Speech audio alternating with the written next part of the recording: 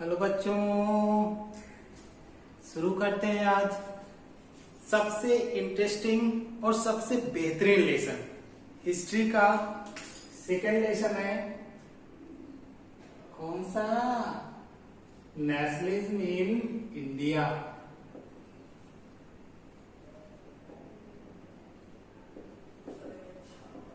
सबसे बेहतरीन लेसन है। इस लेसन को पढ़ने में मजा तो आएगी ही आएगी, पर कब? जब तुम सभी बच्चे पूरा लेक्चर देखोगे तब। 2 मिनट 1 मिनट में कुछ नहीं मिलेगा, जो कुछ मिलेगा फुल लेक्चर में मिलेगा। साथ में वीडियो के डिस्क्रिप्शन में जो लिंक है उस लिंक से इस लेसन के नोट्स को डाउनलोड कर लेना। अगर जरूरत लगे तो, नहीं लगे तो सो फार गुड।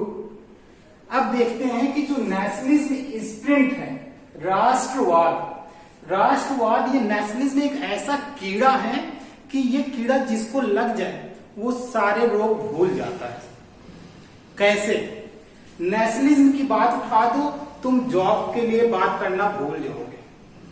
नेशनलिज्म की स्प्रिंट सामने रख दो, तुम बेरोजगारी, भूखमरी, starvation, economic condition, security, social issues, सब कुछ धुआं धुआं हो जाएगा। सब कुछ धुआं धुआं हो जाएगा। तुम्हारे दिमाग में केवल ये आएगा कि नेशनलिज्म, हमें जो कह दो हम कर देंगे देश के लिए। हमें कह दोगे तो हम पाकिस्तान को उड़ा देंगे, हमें कह दोगे तो चाइना को नक्शे से गायब कर देंगे। नेशनलिज्म एक ऐसा कीड़ा है जो पूरी दुनिया में है, एक भारत ही नहीं पूरी दुनिया में नेशनलिज्म का कीड़ा लोगों के अंदर बसा हुआ है। गवर्नमेंट जितनी पार्टियां हैं, जितनी सरकारें हैं, इसका भरपूर फायदा उठाती हैं। भरपूर टोकरी में भर भर के फायदा उठाती है। नेशनलिज्म का सबसे पहली जो शुरुआत होती है वो हमें देखने को मिलता है फ्रेंच रेवोल्यूशन से। फ्रेंच रेवोल्यूशन कब होता है? 14 जुलाई 1789। ये 9th में पढ़ चुके होगे। Rise of nationalism in Europe, वहां पे तो इसको खूब पढ़े होंगे।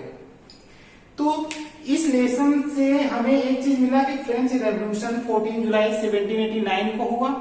इस रेवोल्यूशन की वजह से ही हमने ये देखा कि यूरोप की जो कंट्रीज हैं वो नेशन स्टेट बनने लगी, लोगों में कॉमन आइडेंटिटी आने लगा, लोगों की जो कंट्रीज की टेरिटरी थी, बाउंड्री थी, वो चेंज होने लगी। हमने देखा इस तरह से यूरोपियन जो कंट्रीज है उनके यहाँ नेशनलिज्म और नेशन स्टेट की फीलिंग डेवलप होती है। तो भारत में कैसे डेवलप हुई? भारत में भी यूरोपियन कंट्रीज का ही असर होता है। उसमें कंट्री कौन सी थी? इंग्लैंड थी। इंग्लैंड ने हम पर क्या किया? रूल किया। तो जाहिर सी बात है, जो रूल किया तो इंग्लैंड के माध्यम से ही हमारे देश में नेशनलिज्म की स्प्रिंट आई है, राष्ट्रवाद की भावना हमारे देश में आई। अब इंग्लैंड हमारे यहाँ क्या कर रहे थे? ट्रेड। ये थे कॉलोनियल गवर्नमेंट और कॉलोनियल रूल। ठीक, ये कॉलोनियल रूल या गवर्नमेंट थे। इन्होंने जब शासन करना शुरू किया, रूल, तो हमने इनका क्या किया? Oppose, struggle against colonial rule. अब जब इनके अगेंस्ट स्ट्रगल किया तो इन्होंने हमें क्या किया? हम पर लाठी चार्ज किया। जब लाठी चार्ज हुआ तो हम एक के ऊपर पड़ा, कुछ बात नहीं। जब सारे कम्युनिटीज के ऊपर, सोसाइटीज के ऊपर पड़ने लगी तो यहीं पे लोग एक दूसरे से देखो जुड़ने लगे, और यहीं से हमारी नेशनलिज्म की स्प्रिंट इंडिया में डेवलप होती है। और इसको डेवलप करने का क्रेज किसको जाता है? क्रेडिट किसको जाती है? वो है महात्मा गांधी को, जिन्होंने कांग्रेस के माध्यम से सभी को यूनाइट करने की कोशिश की, यूनिफाइड करने की कोशिश की अंडर अ अम्ब्रेला।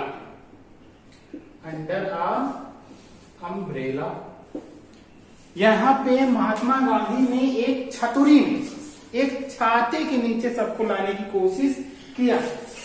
अब यहाँ तो ये हो गया कि यूरोप में कैसे नेशनलिज्म हुआ, हमने ये जान लिया। इंडिया में इसका असर कॉलोनियल गवर्नमेंट के माध्यम से हुआ। कांग्रेस ने महात्मा गांधी के माध्यम से लोगों को यूनाइट करने की कोशिश की। साथ में इस लेसन में हम ये भी पढ़ेंगे जो हमारा नॉन कोऑपरेशन मूवमेंट है, non cooperation movement and civil disobedience movement, civil disobedience movement, ये दोनों मूवमेंट हम पढ़ेंगे। लेकिन इन दोनों मूवमेंट को कांग्रेस ने कैसे डेवलप किया, लोगों के बीच में लोगों को कैसे क्या किया, गैदर किया, जोड़ा, कैसे लोगों को जोड़ा। साथ में इसके अलावा जो डिफरेंट ग्रुप्स थे कंट्री में उस समय, डिफरेंट ग्रुप्स, ये डिफरेंट ग्रुप्स कैसे जुड़ते हैं, इनके क्या विजन्स थे, ये क्लियर हुआ कि हम इस लेसन को क्यों पढ़ेंगे। इस लेसन को हम पढ़ेंगे कि भारत में कैसे नेशनलिज्म आया। इस लेसन को हम पढ़ेंगे कि भारत में लोगों की common identity, sense of collective belonging कैसे आती है।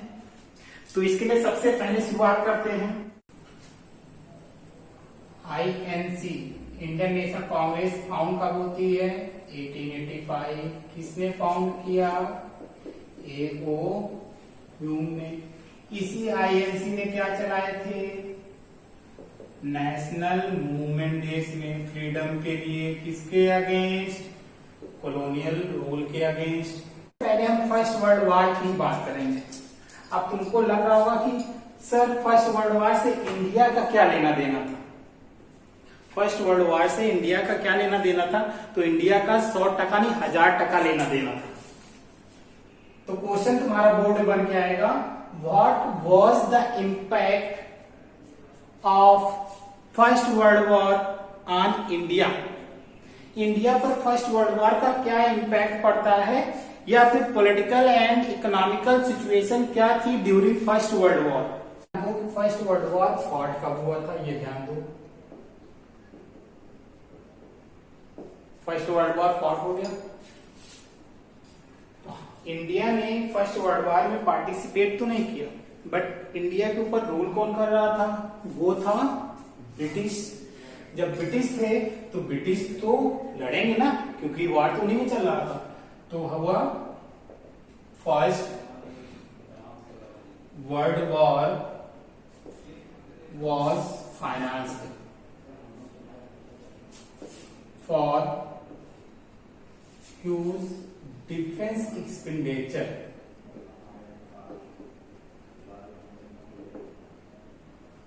पहला वर्ल्ड वॉर फाइनेंस हुआ था किसके लिए? Defence expenditure. इतना ज्यादा डिफेंस पे खर्च हो रहा था क्योंकि लड़ाई हो रही थी ना। लड़ाई होगी तो पैसा ही तो खर्च होता है, डिफेंस लगते हैं, बुलेट्स लगते हैं। अब एक जगह पैसा खर्च हुआ है तो उससे रिकवरी होगी ना, और रिकवरी कहाँ? इंडिया से ही होनी थी। तो इंडिया के ऊपर क्या हुआ? Taxes and custom duties were raised, and new tax and income tax introduced। अब रिकवरी के लिए क्या किया जाएगा? रिकवरी के लिए जाहिर सी बात है कि हमें टैक्स और कस्टम ड्यूटीज बढ़ा दिए गए। जो गुड्स थे उस पे तो टैक्स पड़ ही रहा था, कस्टम ड्यूटी अब जो स्टेट से गुड्स आएंगे उस पर भी पड़ने लगा। इसके अलावा उन्होंने कहा नहीं, जो इनकम हो रही लोगों की उस पर भी हम क्या करेंगे? टैक्स को लगा देंगे। इसका रिजल्ट क्या होगा? 1913 to 1918 the goods prices were doubled। इसको समझो। अभी पूरे विश्व में कोरोना महामारी फैली, एपिडेमिक फैली है, तो सरकारों ने लॉकडाउन डिक्लेयर किया है। इसकी वजह से उसको जो इनकम होती थी, इनकम तो बंद हो गई, उसने एक्स्ट्रा पैसे खर्च के पूरर्स पे, उस पूरर्स पे जो रुपए खर्च हुए हैं उसकी रिकवरी के उसने क्या किया, नए टैक्सेस इंक्रीज किए। जैसे पेट्रोल पे एक्साइज टैक्स इंक्रीज किया गया, साथ में इलेक्ट्रॉनिक गुड्स पे 18% टैक्स, और उसका इम्पैक्ट किस पे आएगा, पुअर्स पे तो कम आना है, क्या आना है, उस पे भी आएगा, और जो मिडिल क्लास है उस पे भी सबसे ज्यादा आना है। तो इसी वजह से 1913 और 1918 से जब गुड्स प्राइसेस बढ़ाई गई, टैक्सेस बढ़ी, तो उसकी वजह से गुड्स प्राइसेस क्या हो गए, डबल्ड हो गए। Next, villagers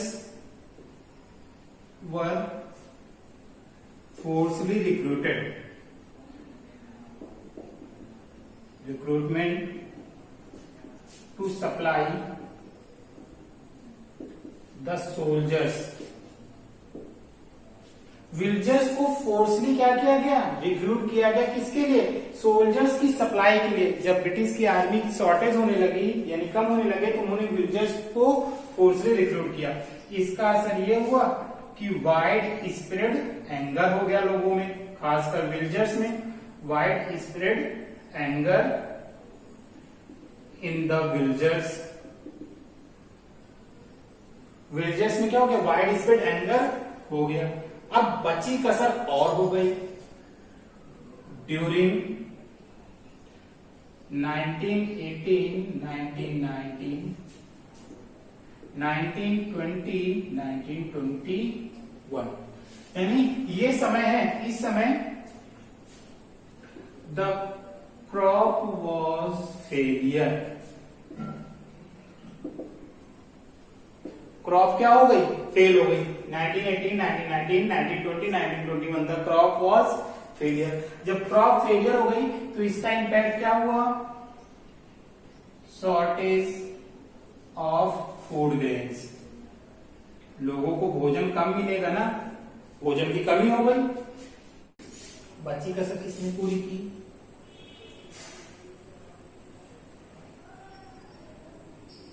influenza epidemic was affected। Influenza epidemic क्या हो गई, इफेक्ट हो गई। तो इसका रिजल्ट ये होता है कि जब 1921 की सेंसस होती है, तो सेंसस में जब पता चलता है कि लोग इतने करोड़ पीपल्स क्या होते हैं, मारे जाते हैं। क्यों, एक तो ये क्रॉप फेलियर हो गई, इन्फ्लुएंजा एपिडेमिक, साथ में फेमाइन हमारे देश में बहुत आया करता था, तो उस फेमाइन की वजह से हमने देखा कि 1.3 करोड़ पीपल्स क्या होते हैं, डाइड हो जाते हैं।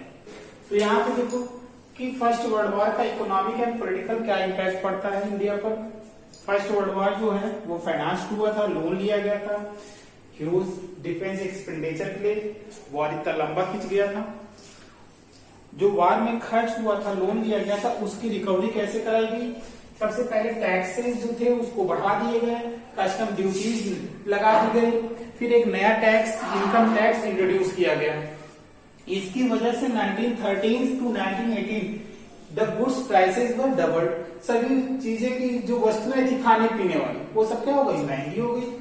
विलेजर्स को जो यूथ थे उनको आर्मी में रिक्रूट किया गया था क्योंकि सोल्जर्स की सप्लाई करनी थी, तो इसकी वजह से वाइड स्प्रेड एंगर आ गया विलेजर्स में। 1918, 1919, 1920, 1921 क्रॉप फेलियर हो गई भारत के कई पार्ट्स में। बची कसर किसने पूरी कर दी, इन्फ्लुएंजा एपिडेमिक इफेक्ट होता है। और जब 1921 की सेंसस होती है, जनगणना, तो हमें पता चलता है कि लोग देश से 1.3 करोड़ पीपल क्या होते हैं, डाई हो जाते हैं। किस वजह से, एक क्रॉप फेलियर, फेमाइन आता ही रहता था, इन्फ्लुएंजा डिसीज। ये 1921 एक ऐसा ईयर भी है जब भारत की पॉपुलेशन फर्स्ट टाइम डिक्रीज हुई थी। इसे हम स्टैग्नेंट ईयर भी बोलते हैं। अप्रोक्सीमेट 6.5 लाख पॉपुलेशन भारत की पहली बार कम हुई थी। अदरवाइज पॉपुलेशन का एक ही फॉर्मूला है, या तो घटेगी या बढ़ेगी, लेकिन कभी भी घटी नहीं नंबर्स में। पहली बार नंबर्स में घटी थी पॉपुलेशन। हो गया इतना क्लियर। जहां पर जिस बच्चे को जो भी डाउट रहे कमेंट कर देना। घूंघा घूंघा बन के नहीं बैठेगा, ठीक है, घूंघा घूंघा बन के नहीं बैठेगा। जब हमारा फर्स्ट वर्ल्ड वॉर का इम्पैक्ट कंट्री पे पड़ रहा होता है, उसी समय देश में रिटर्न करते हैं कौन? महात्मा गांधी। महात्मा गांधी क्या करते हैं? रिटर्न करते हैं। कहां से? साउथ अफ्रीका से इंडिया आते हैं। कब? 9 जनवरी 1915।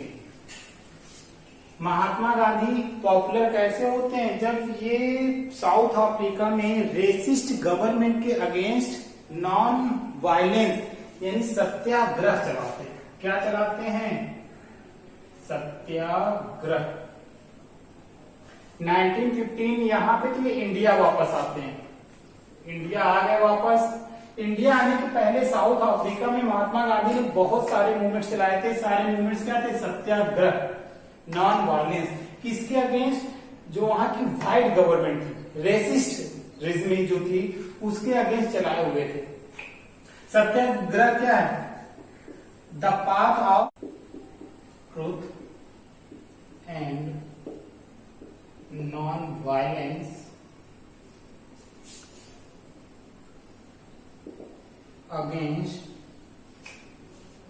The injustice. महात्मा गांधी ने जो सत्याग्रह की बात बताई, सत्याग्रह, सत्य का रास्ता, द पाथ ऑफ ट्रूथ, वो भी कैसा रहे? नॉन वायलेंस रहे, यानी हमें मारना नहीं है, पीटना नहीं है, क्यों, चाहे वो अप्रेसिव जो है हमारा, यानी जो हमको मार रहा है वो कितना बड़ा क्यों दुश्मन है, उसे हम नॉन वायलेंस से ही चेंज करने की कोशिश करेंगे। इनको ये लगता था कि इस नॉन वायलेंस की वजह से, ये सत्याग्रह की वजह से हम सभी पीपल्स को यानी कंट्री को यूनाइट अम्ब्रेला, एक अम्ब्रेला में यूनाइट कर सकते हैं।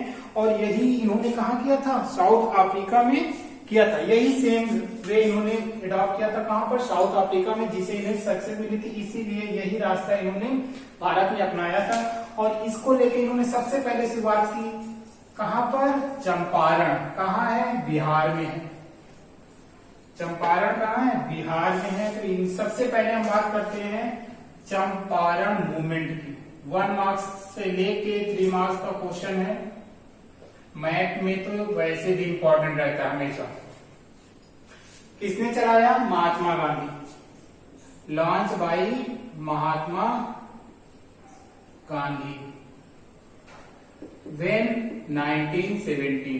अब जब तुम इस टॉपिक को पढ़ोगे, चंपारण मूवमेंट, और मैं बता रहा हूं 1917, तुम अपनी बुक्स देखोगे, एनसीईआरटी मिलेगा 1916, तुम्हारा सर उल्टा हो जाएगा, पैर ऊपर हो जाएगा। तो डाउट होने की जरूरत नहीं, 1917 इज करेक्ट, ठीक है। 1917 करेक्ट है, बुक में गलत लिखा है, उसको सभी बच्चे सही कर लें। तो महात्मा गांधी ने चंपारण मूवमेंट चलाया 1917 में। चंपारण है कहां? बिहार में है। किस लिए चलाया था? To support indigo peasant, indigo peasant for oppressive plantation system,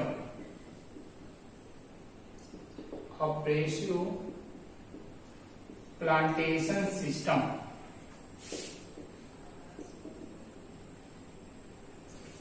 Mahatma Gandhi जब 1917 में मूवमेंट चलाया तो किसको सपोर्ट करने के लिए? इंडिगो पीजेंट्स को सपोर्ट करने के लिए। किसके अगेंस्ट? जो उनसे जबरदस्ती इंडिगो प्लांटर्स थे, उनसे 25% लैंड पर जबरदस्ती फार्मिंग कराते थे। तो जब महात्मा गांधी विजिट करते हैं चंपारण, तो इसके बाद जो कॉलोनियल गवर्नमेंट है वो एक एक्ट पास करती है, जिससे जो इंडिगो पीजेंट्स हैं इनके वेलफेयर के लिए वर्क किया जाने लगा, यानी महात्मा गांधी को सफलता मिल गई। फिर दूसरा मूवमेंट चलता है खेड़ा मूवमेंट। ये कहां है? गुजरात में है। किसने चलाया? सेम महात्मा गांधी ने।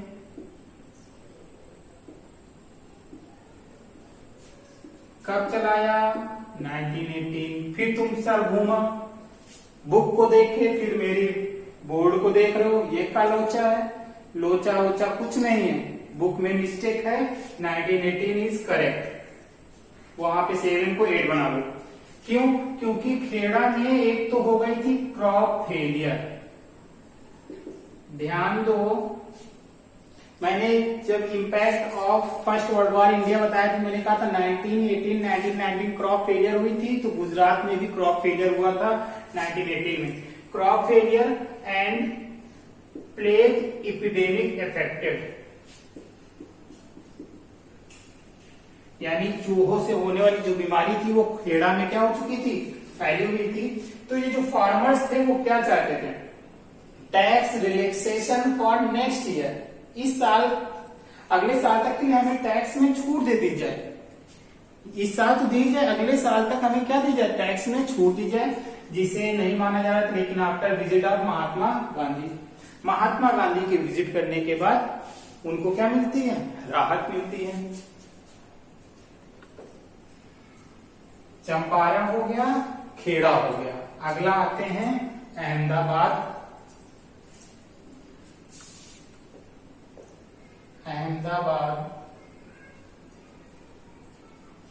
कॉटन मिल वर्कर, यानी 1918 में ये मूवमेंट चलाया गया था किसके लिए, अहमदाबाद के जो कॉटन मिल वर्कर्स हैं इनको सपोर्ट करने के लिए। क्यों, क्योंकि इनके वेज क्या थे, बहुत कम थे, यानी इनकी सैलरी बहुत कम थी। लेकिन महात्मा गांधी के विजिट करने के बाद इनकी सैलरी क्या की जाती है, इंक्रीज की जाती है। तो फिर से ध्यान दो, चंपारण कहाँ है, बिहार में है। महात्मा गांधी कब विजिट करते हैं, 1917 में। किसके लिए, टू सपोर्ट इंडिगो पीजेंट्स, किसके against, oppressive plantation system. Result क्या होता है, the colonial government passed an act for welfare of indigo peasants. 1918 Kheda movement Mahatma Gandhi ने चलाया, गुजरात में है। Crop failure, bubonic plague disease, bubonic epidemic affected the farmers demanding in relaxation of tax for next year तक, या फिर कुछ अलग टैक्स किया जाए जो हम पे कर सकें।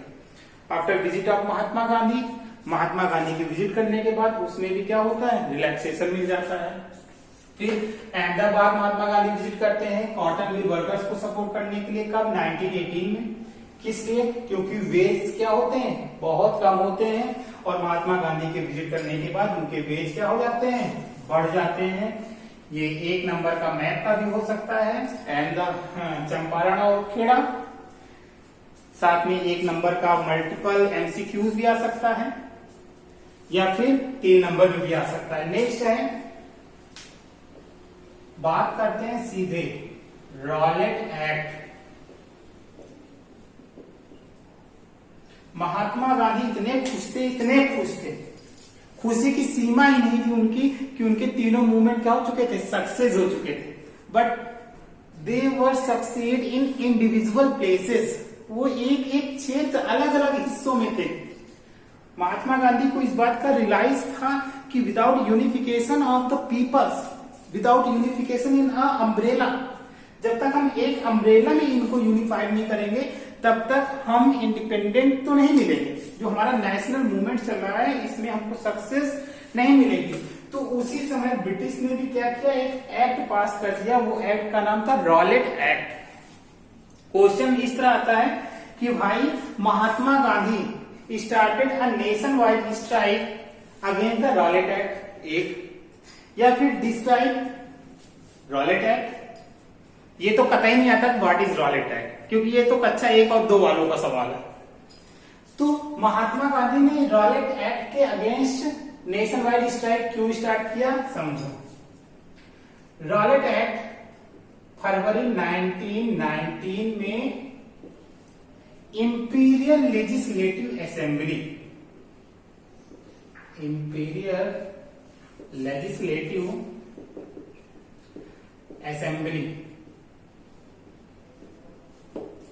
क्या हुआ, हरिडली पास कर दिया गया, बहुत जल्दबाजी में पास किया गया।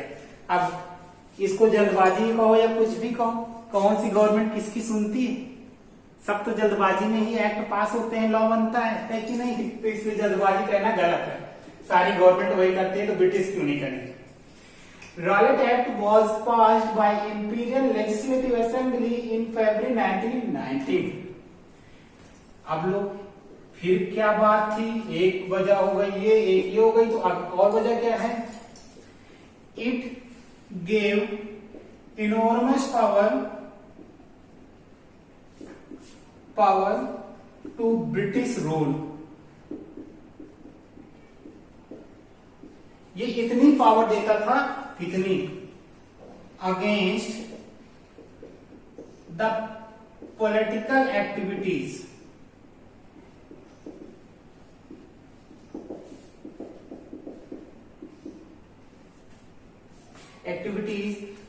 it gave enormous power to British government if anyone against the political activities of the British government। अगर कोई भी ब्रिटिश गवर्नमेंट के अगेंस्ट किसी भी तरीके की एक्टिविटीज होती है, 2 years imprisoned, 2 years imprisoned without any trial, बिना मुकदमा चलाए हम तुमको 2 साल के लिए कहां ठूंस देंगे, कृष्ण की नगरी में। कृष्ण जहां कैद थे वहीं हम तुमको क्या कर देंगे, ठूंस देंगे। लो, शुरुआत हो चुकी थी कहने का मतलब। Rowlatt Act, it was passed by imperial legislative assembly in 1919। It gave enormous power to the British rule. If any persons are suspected or if any person engaging in the political activities against the British government, the 2 years in prison without any trial, पकड़े जाओगे तो 2 साल की सजा है बिना मुकदमा चलाए। तो क्या इंपीरियल लेजिस्लेटिव असेंबली में जो हमारे लीडर्स थे देखने के लिए थे? नहीं, उन्होंने क्या किया, मदन मोहन मालवीय,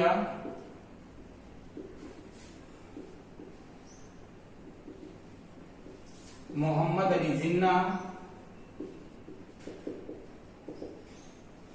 एंड मजहरुल हक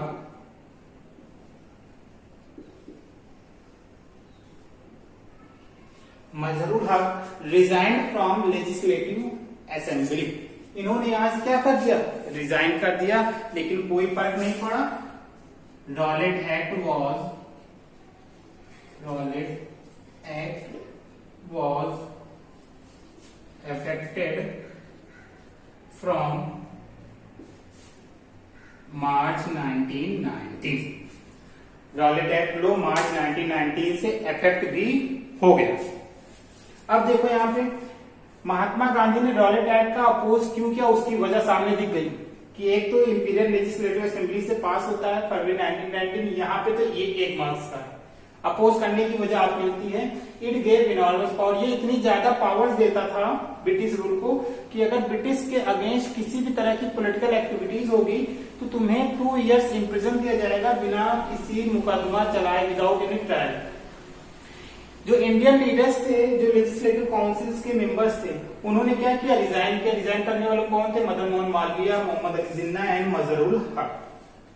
Rowlatt Act was affected from March 1919। इस वजह से महात्मा गांधी ने इसके अगेंस्ट, रॉलेट एक्ट के अगेंस्ट एक नेशन वाइड स्ट्राइक स्टार्ट करते हैं। 6 अप्रैल से नेशन वाइड स्ट्राइक स्टार्ट होती है। Railway unions, telegraphs, other unions, shops वर क्लोज्ड, सारे सभी लोग स्ट्राइक में शामिल होते हैं।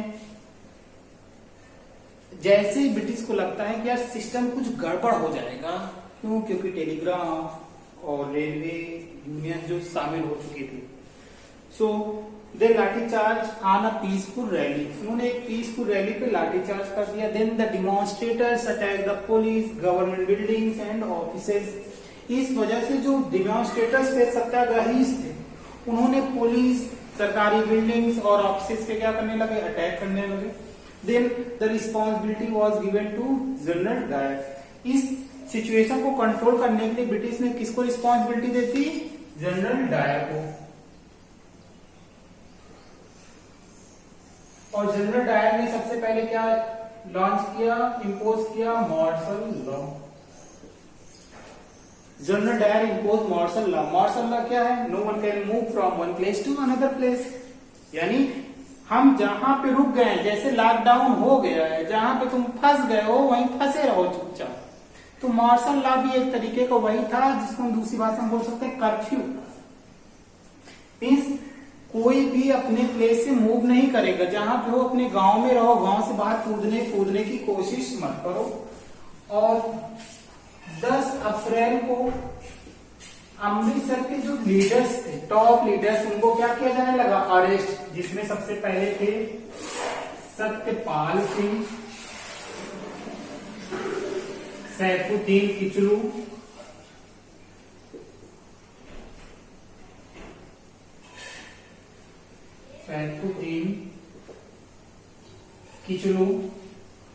यानी 10 अप्रैल को सत्यपाल सिंह एंड सैफुद्दीन किचलू को क्या किया गया, अरेस्ट कर लिया गया। अरेस्ट करने के बाद महात्मा गांधी और बैड, इनको भी क्या कर दिया गया, बैड कर दिया। कहां, लाहौर से दिल्ली एंट्री, लेकिन ये भी ट्राई कर रहे थे। 10 अप्रैल को इनको भी क्या किया, ब्रिटिश ने धर दबोचा, इनको भी दबोच लिया और कहां बैठा दिया, जेल में। तो जो उस समय अमृतसर के टॉप लीडर्स थे, सत्यपाल सिंह, सैफुद्दीन किचलू और महात्मा गांधी, क्यों, क्योंकि ये जो रॉलेट एक्ट का सबसे ज्यादा अपोज हो रहा था वो अमृतसर केंद्र बना हुआ था, सेंटर बना हुआ था। ये क्या हो गए, सब के सब दबोच लिए गए। अब दबोच लिए गए तो आगे की कंडीशन क्या होगी, इसको समझो। यहाँ पे रॉलेट एक्ट समझ में आया। ये केवल इतना बताने की जरूरत है कि 6 अप्रैल के बाद क्या होता है, एग्जाम में कतई नहीं आता है। एग्जाम में आने वाला क्वेश्चन यही है कि मार्शल लॉ लगता है, मार्शल लॉ आ सकता है। अब Jallianwala Bagh,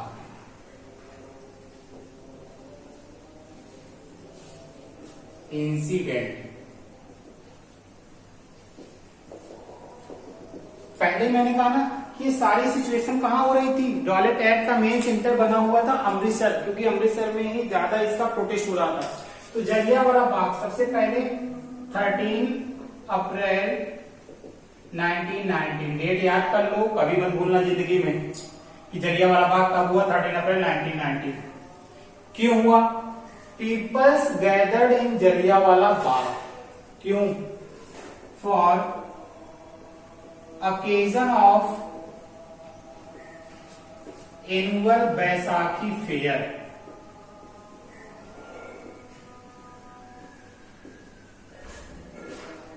annual Baisakhi fair, annual Baisakhi fair के लिए क्या हुए थे, गैदर्ड हुए थे।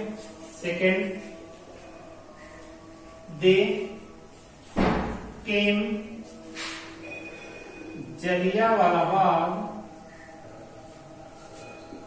to protest Rowlatt act. वो जलियांवाला बाग इसलिए भी आए थे क्योंकि उन्हें क्या करना था, रॉलेट एक्ट का अपोज करना था। तीसरा, they came to listening their leaders, वो अपने लीडर्स को सुनने के लिए आए थे, क्योंकि भारत के लोग बहुत खाली होते हैं। चौथा, they didn't know the imposed of martial law, imposed of martial law।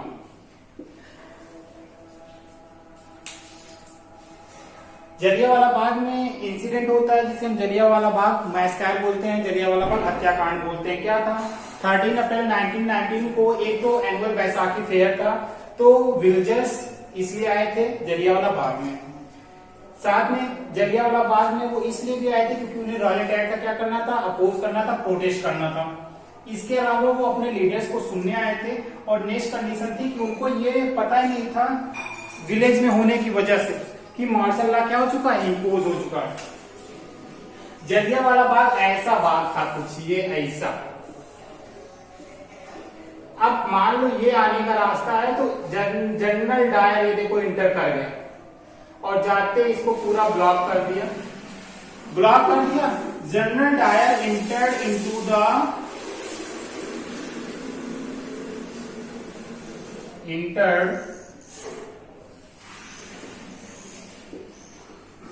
Into the Jallianwala बाग।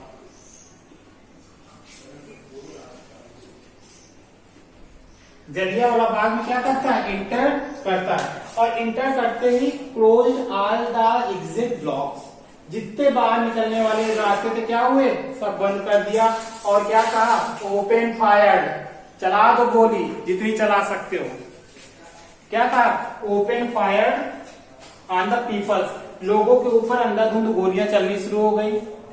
जैसे तुम सभी पबजी में चला देते हो, डिग डिग डिग डिग डिग डिग डिग डिग, कितनों को मार देते हो पता ही नहीं चलता तुमको। तो वैसे ही जनरल डायर ने भी क्या किया, ऑर्डर दिया, थाउजेंड्स वर किल्ड, हजारों लोग बुलेट से मारे गए। अब जब बुलेट से मारे गए तो जनरल डायर ने एक स्टेटमेंट दिया, कहा कि हम इनमें टेरर भरना चाहते थे, डर।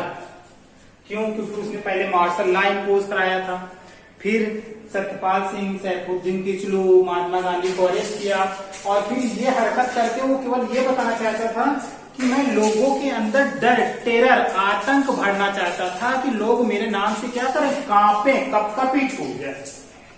ठीक, तो जलियांवाला बाग फिर समझो कि 13 अप्रैल 1919 को peoples were gathered in Jallianwala Bagh to celebration of annual Baisakhi fair, annual Baisakhi fair को सेलिब्रेट करने के लिए। साथ में रॉयट एक्ट का अपोज करने के लिए भी जलियांवाला बाग आए थे, वो अपने लीडर्स को सुनने के लिए आए थे, और साथ में मार्शल लॉ पता नहीं था, इस वजह से वो जलियांवाला बाग पहुंचे थे। लेकिन जैसे ही जनरल डायर इंटर करता है और उसमें सारे बाहर निकलने के दरवाजे क्या करते हैं, बंद करते हैं, और ओपन फायर होता है जिसमें 1000 वर किलिंग, हजारों लोग क्या हो जाते हैं, मारे जाते हैं। जनरल डायर वाली ही कहानी लेके हम आगे चलते हैं, जनरल डायर की कहानी लेके आगे चलते हैं कि जनरल डायर ने जब जलियांवाला बाग इंसिडेंट होता है, जलियांवाला बाग में एस्टायर होता है, तो इसकी न्यूज जब सिटीज में स्प्रेड होती है, क्वेश्चन बोर्ड में यही आता है कि what was the reactions of the citizens and demonstrators when the Jallianwala Bagh news spread. जब जलियांवाला बाग न्यूज स्प्रेड होती है तो डिमॉन्स्ट्रेटर्स का क्या रिएक्शंस होता है, डिमॉन्स्ट्रेटर्स का क्या रिएक्शन होता है। सबसे पहले रविंद्रनाथ टैगोर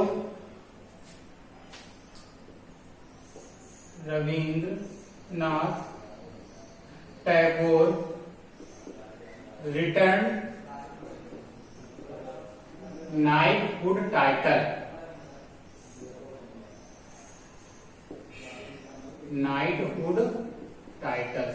रविन्द्रनाथ टैगोर ने सबसे पहले नाइटहुड का टाइटल क्या कर दिया, रिटर्न कर दिया, जो ब्रिटिश गवर्नमेंट ने दिया था। शंकर नायर resigned from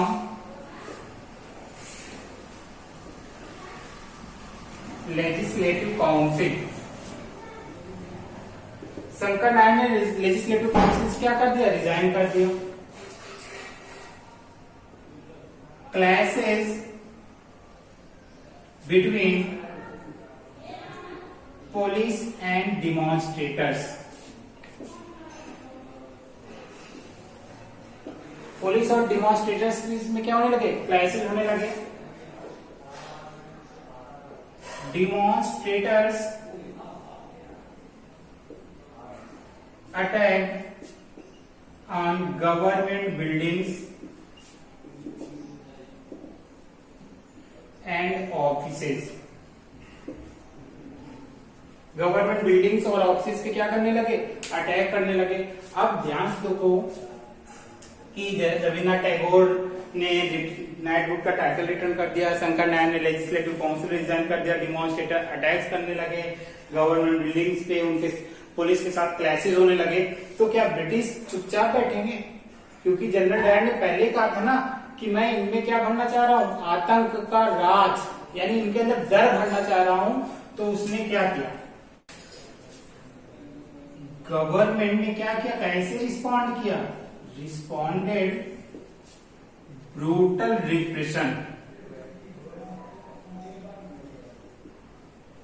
एकदम निर्दयता से उनसे निपटना शुरू किया। कहा आओ, तो उसने क्या किया,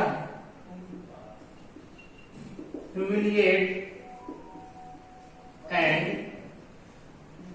टेरराइज उसने तुरंत एकदम निर्दयता से उसको रिस्पॉन्ड किया जब वो गवर्नमेंट बिल्डिंग्स पे अटैक करने लगे। लोगों को के अंदर ह्यूमिलाइट और टेरराइज एकदम डर भरने के लिए उसने सबसे पहले किया रब the noses on the ground. लोगों से जबरदस्ती उनकी नाक जमीन पे रगड़वाती थी। फिर स्क्रॉल ऑन द स्ट्रीट्स, उनको पकड़ के घसीटती थी रोड पर। फिर do salute all the sahibs, जितने गुजरे सबको क्या करो, सैल्यूट करो, तड़ातड़। हाथ अपने आप काम नहीं करेगा। यानी सबसे पहले क्या हुआ कि रब the noses on the ground, अपनी नाक को ग्राउंड पे क्या करो, रगड़ो। स्क्रॉल ऑन द स्ट्रीट्स, वो पकड़ के जमीन उनको घसीटते थे। And do salute all the Sahib, और सारे जितने भी उधर पुलिस गुजरे हैं या फिर साहिब, सबको क्या करो, सैल्यूट करो। इसके अलावा drop the bomb on Gujranwala village. इसके अलावा उन्होंने गुज्जरवाला विलेज यानी जो पंजाब से थोड़ा दूर था, वहां पे क्या किया, उन्होंने बम भी ड्रॉप किया। क्यों? ताकि लोगों में ह्यूमिलिएट और टेरराइज वो कर सके। लेकिन जैसे ये सारी सिचुएशन होने लगी, देखना, जैसे ये सारी सिचुएशन हुई, महात्मा गांधी ने कहा ये यार चलो चुपचाप, कोई रास्ता नहीं है, इस रॉलेट एक्ट का जो हमने नेशन वाइड स्ट्राइक किया इसको कार्ड ऑफ करो। And Mahatma Gandhi called off the nation wide strike. और महात्मा गांधी ने नेशन वाइड स्ट्राइक को क्या किया, कार्ड ऑफ कर दिया। फिर समझो, जलियांवाला बाग इंसिडेंट की जैसी ही न्यूज स्प्रेड होती है तो रविन्द्रनाथ टैगोर और शंकर नायक को जो टाइटल्स मिला था, या जो भी लेजिस्लेटिव काउंसिल में थे शंकर नायक, उन्होंने अपनी लेजिस्लेटिव काउंसिल रिजाइन कर दिया। रविन्द्रनाथ टैगोर ने नाइटहुड के टाइटल रिटर्न कर दिया। फिर पुलिस के साथ डिमॉन्स्ट्रेटर्स के क्लैशेस होने लगे। डिमॉन्स्ट्रेटर्स जो थे अटैक करने लगे गवर्नमेंट बिल्डिंग्स पे, ऑफिसेज पे। तो गवर्नमेंट ने क्या किया, ब्रूटल रिप्रेशन लिया, रिस्पॉन्डेड किया और लोगों में ह्यूमिलिएट और टेरराइज किया, एकदम यानी डर भरने की कोशिश की, एकदम कि उनमें आतंक नजर आए। क्या? सबसे पहले उनकी नाकों को जबरदस्ती जमीन में रगड़वाती थी, पकड़ के कॉलर उनका घसीटती थी, और बच्ची का सर सैल्यूट करवाती थी। दिन भर तुम उनका सैल्यूट करोगे, हाथ अपने आप सही हो जाएगा, तुम्हारी दादागिरी सब खत्म हो जाएगी। फिर इसके बच्ची का सर उसने क्या किया, जो गुज्जरवाला पंजाब से सटा हुए गांव थे वहां पे उसने बम भी गिरा दिए। जैसे ही महात्मा गांधी ने ये सारी सिचुएशन देखी, Mahatma Gandhi called off the nation wide strike, Mahatma Gandhi तुरंत नेशन वाइड स्ट्राइक को क्या कर दिया, कार्ड ऑफ कर दिया। बेटा, जिन बच्चों को जहां पर भी जो भी डाउट हो वो कमेंट कर देंगे। एक हो गया कि इकोनॉमिक एंड पॉलिटिकल सिचुएशन क्या थी ड्यूरिंग फर्स्ट वर्ल्ड वॉर। दूसरा चंपारण मूवमेंट, खेड़ा मूवमेंट या अहमदाबाद का कॉटन मिल वर्कर्स मूवमेंट है, और रॉलेट एक्ट में जलियांवाला बाग। जहां पर जिस बच्चे को जो डाउट हो जरूर कमेंट करेगा, और वीडियो तो पूरे देखो सबके सब, क्योंकि थोड़ा देखोगे चुल्लू भर का नॉलेज पाओगे।